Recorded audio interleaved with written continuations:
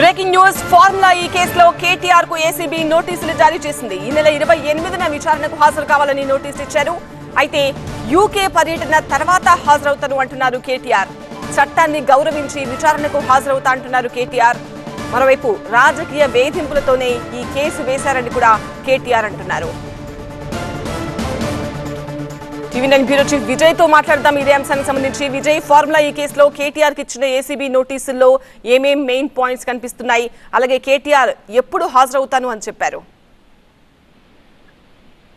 మాజీ మంత్రి కేటీఆర్ కు ఫార్ములా ఈ రేస్ కేసులో నోటీసులు సర్వ్ చేసింది ఏసీబీ ఇచ్చిన నోటీసు ప్రకారంగా ఈ నెల 28వ తేదీన ఆయన ఫార్ములా ఈ కేసులో విచారణకి హాజరు కావాల్సి ఉంది. కానీ కేటీఆర్ తాను ఏదైతే లండన్ తో పాటుగా అమెరికా పర్యటనకు వెళ్తున్నారు కాబట్టి అమెరికా పర్యటన ముగించుకొని వచ్చిన తర్వాత తాను ఈ విచారణకు హాజరవుతానంటూ ఏదైతే ఏసీబీని రిక్వెస్ట్ చేశారో ఆ రిక్వెస్ట్ ఏసీబీ యాక్సెప్ట్ చేసింది.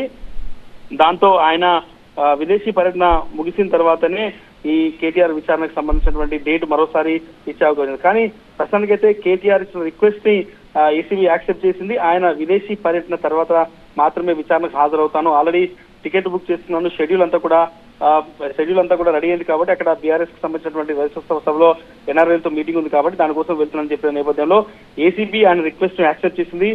ప్రస్తుతానికైతే ఈ ఇన్ఫర్మేషన్ కూడా ఏసీబీ కన్ఫర్మ్ చేసింది. ఆయన తిరిగి హైదరాబాద్ వచ్చిన తర్వాత ఏసీబీ మరొక డేట్ ఇచ్చి ఆ రోజు విచారణకు పిలిచే అవకాశం కనిపిస్తుంది. రైట్ విజయ్.